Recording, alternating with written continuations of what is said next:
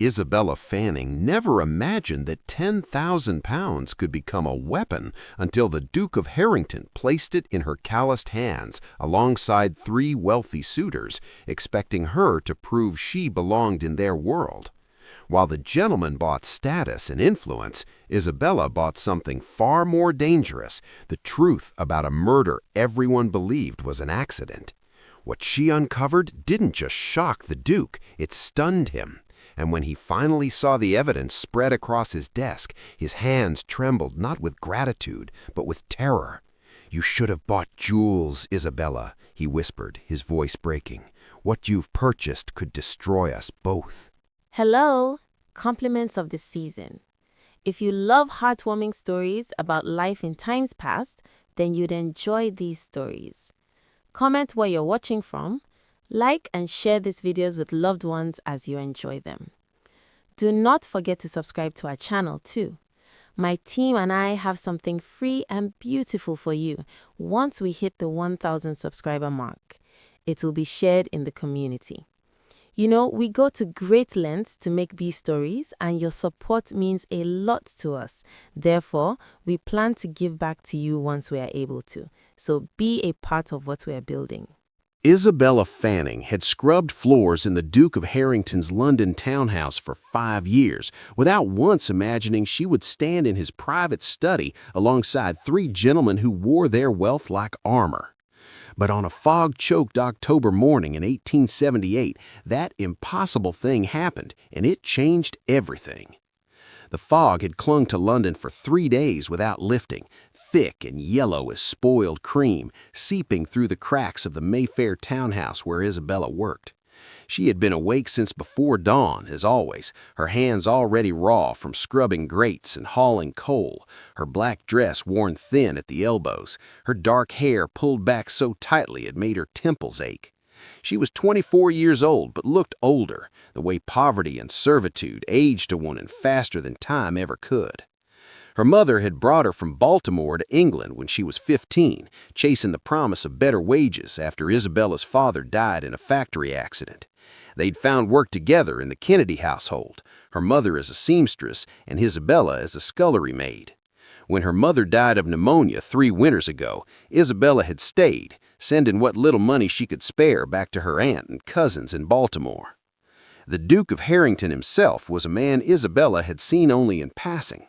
Alan Kennedy was 32, tall and broad-shouldered, with dark hair and gray eyes that held the kind of coldness that came from grief rather than cruelty.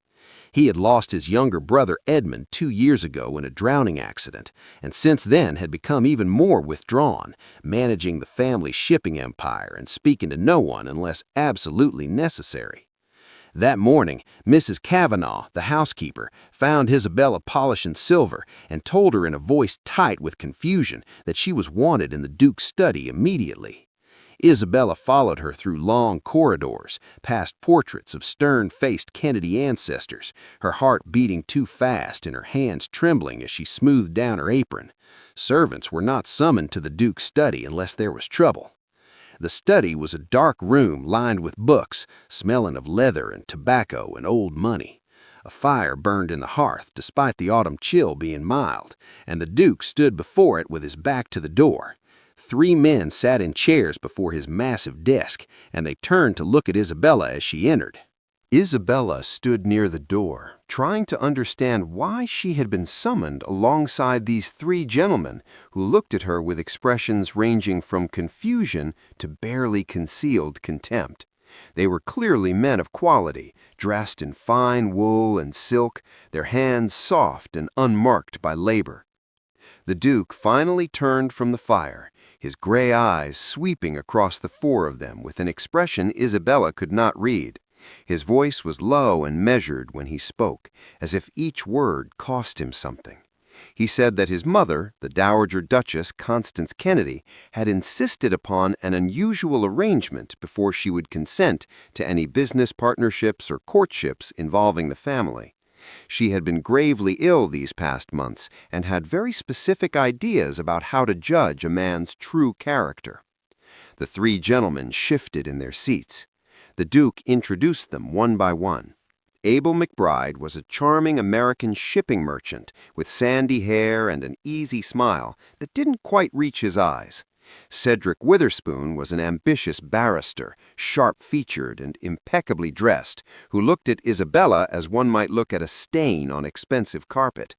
Tobias Langford was a decorated naval officer, square-jawed and earnest, who at least had the decency to appear uncomfortable with Isabella's obvious discomfort. The Duke explained that each of them would receive £10,000 to spend however they wished. They would have 1 week, and at the end of that week, they would return and present their purchases. He would judge them based on their choices, and those judgments would determine who among them would be offered positions in his business ventures and who might be considered worthy to court his younger sister, Georgiana. Then he said something that made Isabella's blood turn cold. His mother had insisted that a person of humble observation be included in this test, someone who understood the value of money in ways that gentlemen of privilege perhaps did not. He said that Isabella Fanning would also receive £10,000 and would be judged alongside these 3 men of quality. The room erupted. Abel McBride stood so quickly his chair scraped against the floor, demanding to know if this was some kind of joke. Cedric Witherspoon's face flushed red as he said he would not be compared to common help. The week passed in a blur of anxiety and purpose for Isabella. While the 3 gentlemen had departed London to make their grand purchases, Isabella had worked in secret, driven by suspicions that had haunted her for 2 years. She had noticed things that a maid was supposed to ignore: late-night meetings in the Duke's study, altered ledgers left carelessly on desks, the steward Oswald Grimshaw's sudden wealth that seemed inconsistent with the salary. Most crucially, she remembered overhearing an argument between Edmund Kennedy and Grimshaw just weeks before the young man's drowning. Isabella had used the £10,000 in ways that would have shocked the Duke if he'd known. She hired a discreet private investigator named Horace Finch, a former Bow Street runner with contacts throughout London's underworld. She bribed a clerk at the shipping office for access to Kennedy Company manifests. She even took a brief leave, claiming family emergency, and traveled to Baltimore where her mother's old contacts in the Harbor District helped her trace suspicious cargo patterns. The money went to payoffs, records, testimonies, unglamorous, dangerous work that twice nearly got her caught by men who worked for Grimshaw. Now, 1 week later, all 4 of them gathered again in the Duke's study at his Belmont estate outside London. The room felt different this time, charged with anticipation and judgment. Abel McBride went first, presenting investment papers and transatlantic shipping routes with practiced charm, speaking of profit margins and expanding trade with America. The Duke listened impassively, asking pointed questions that Abel deflected smoothly, his confidence never wavering. Cedric Witherspoon was next, displaying expensive legal texts and partnership papers in a prestigious firm. He spoke eloquently about building reputation and influence, about positioning oneself for advancement in society. The Duke's expression remained unreadable, though Isabella noticed a flicker of distaste at Cedric's obvious self-interest. Tobias Langford presented his new naval commission and dress uniforms, speaking earnestly about honor and duty to the crown. Of the 3, he seemed most sincere, and the Duke's face softened slightly, though something shadowed remained in his gray eyes. Then it was Isabella's turn. She stepped forward carrying only a leather portfolio, worn and unremarkable. The room fell silent as she placed it on the Duke's desk, unopened. If you're wondering what Isabella discovered and why it terrified the Duke, subscribe now. Because what happens next will change everything you think you know about justice, love, and the price of truth.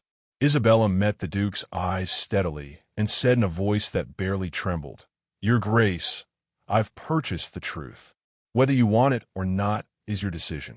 Alan Kennedy stared at her, his face unreadable except for a tightness around his mouth that suggested he was holding himself under rigid control. He dismissed the 3 gentlemen with a curt nod, telling them he would announce his decision shortly. Abel McBride looked amused, Cedric Witherspoon offended, and Tobias Langford genuinely confused as they filed out of the study. The door closed behind them with a soft click that sounded unnaturally loud in the sudden silence. The moment they were alone, the Duke's composure cracked. "What have you done?" His voice was low and dangerous, but beneath the anger, Isabella heard something else: fear. "What you were too afraid to do yourself," she replied, and began to lay out the contents of the portfolio. Shipping manifests spread across his desk like accusations. Bank statements showing irregular payments. Witness testimonies from dock workers in both London and Baltimore. She showed him the pattern methodically, without emotion, the way Mr. Finch had taught her. Falsified cargo records beginning exactly 2 weeks before Edmund Kennedy's death. Opium and stolen artwork moving through Kennedy vessels under the cover of legitimate trade. Oswald Grimshaw's name appearing again and again, connected to an American partner, Abel McBride. The Duke's face had gone pale, but he said nothing, so Isabella continued. She showed him payment records proving Grimshaw had been depositing far more money than his steward's salary could account for. She showed him testimonies from men who'd been paid to look the other way when certain cargo was loaded and unloaded in the dead of night. Then she placed the final piece of evidence before him. A small leather-bound diary, worn and water-stained. "I found this in a pawn shop near the docks. The broker said a man matching Grimshaw's description sold it to him 2 years ago, right after your brother died." Alan's hand trembled as he reached for the diary. He opened it, and Isabella watched his face as he recognized his brother's handwriting. Edmund had documented everything.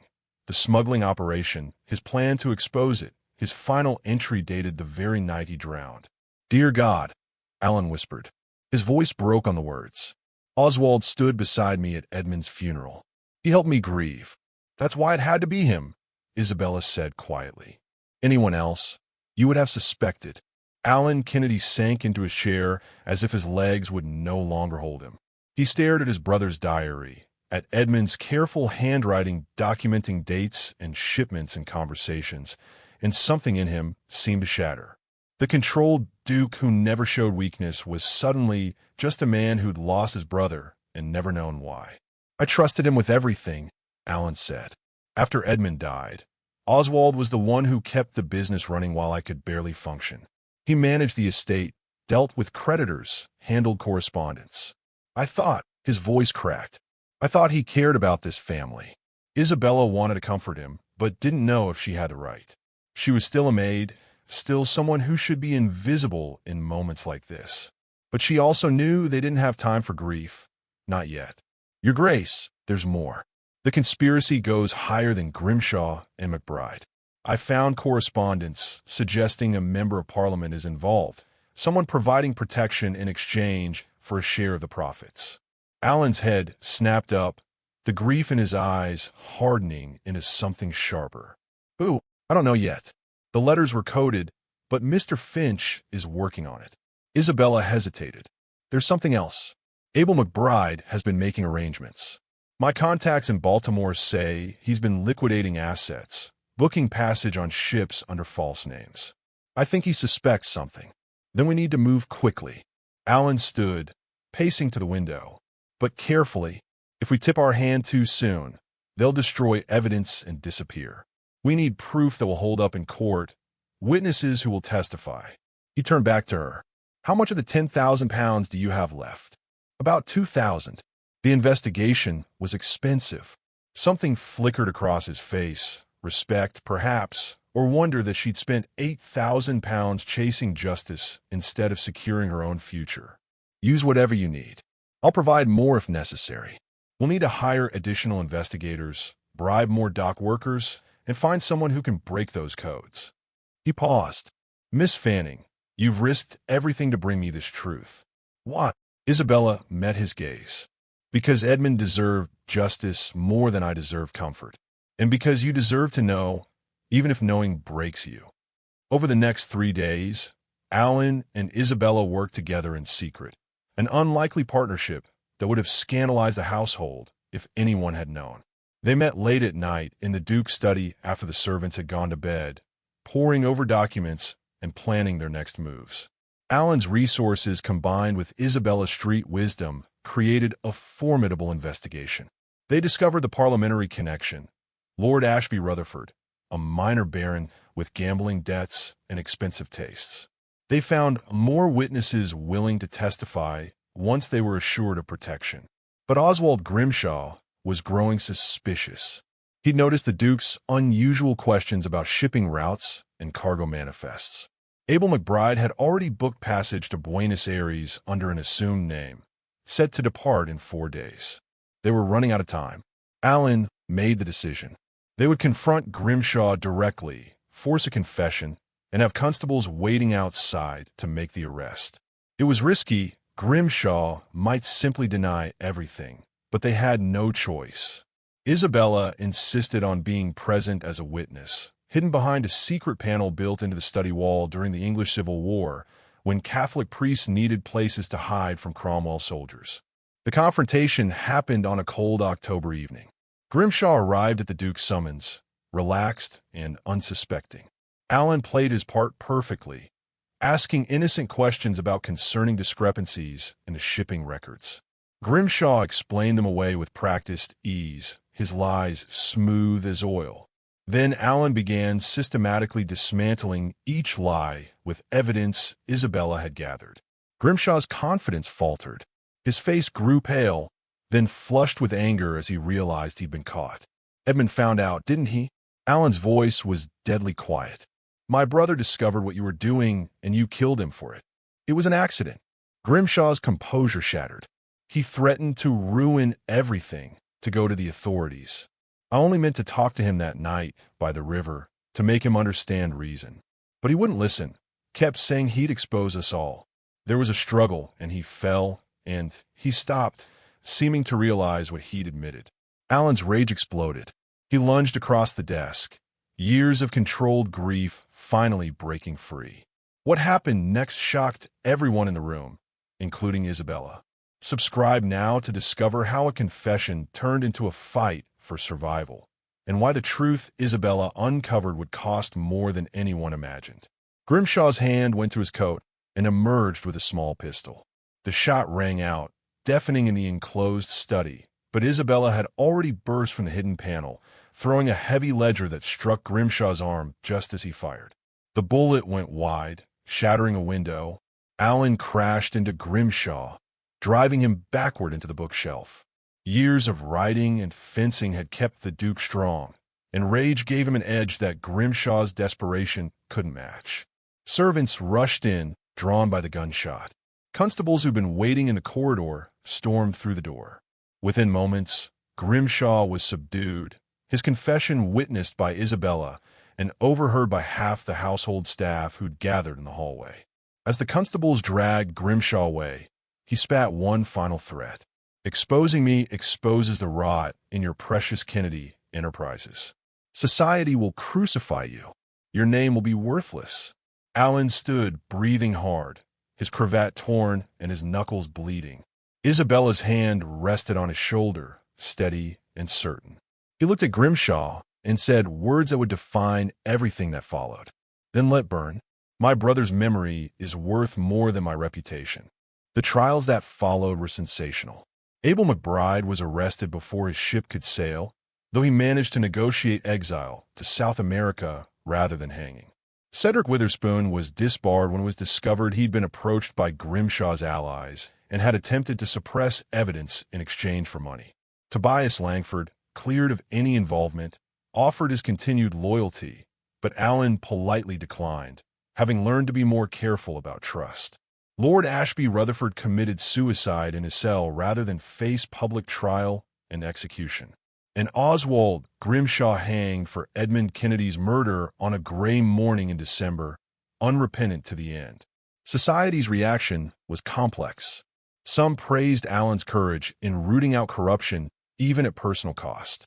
Others whispered that he'd shown poor judgment in not detecting the conspiracy sooner, that his grief had made him weak and blind.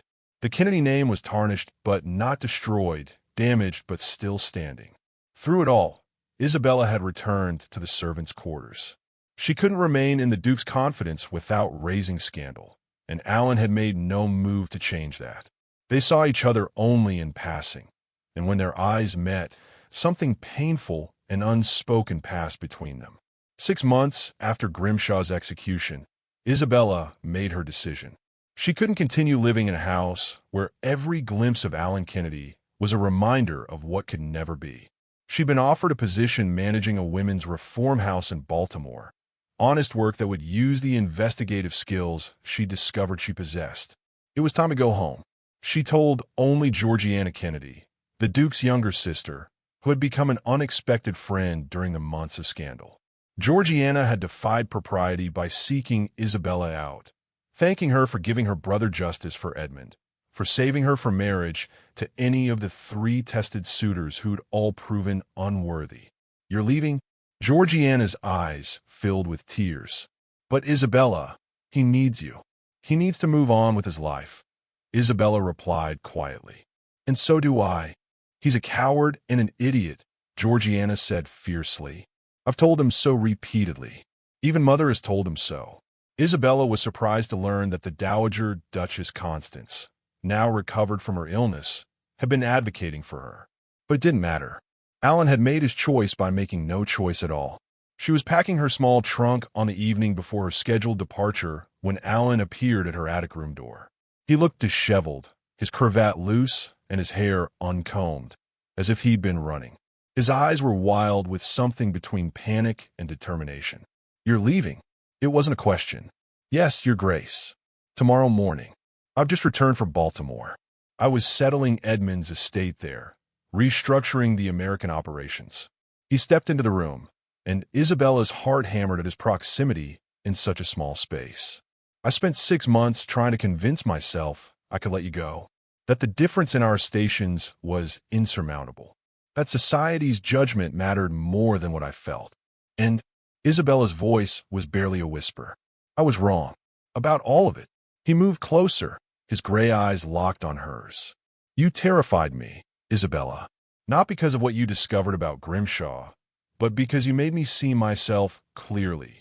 Every failure, every blind spot, every comfortable lie I'd been living. You could have used that knowledge to destroy me or manipulate me. Instead, you used it to save me." Alan didn't kneel. They were past performative gestures, past the pretense that titles and propriety mattered more than truth.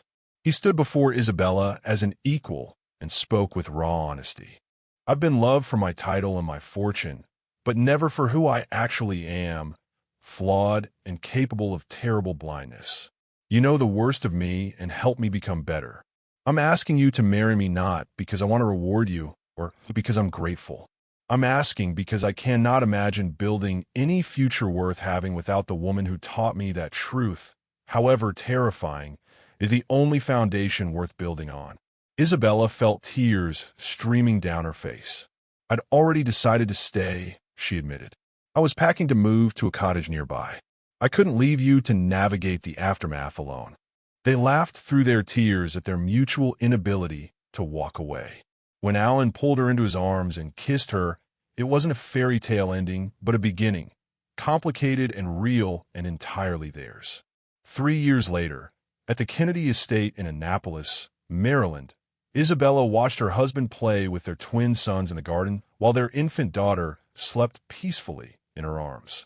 Georgiana was visiting from London with her husband, a progressive journalist Isabella had thoroughly approved of before allowing the courtship.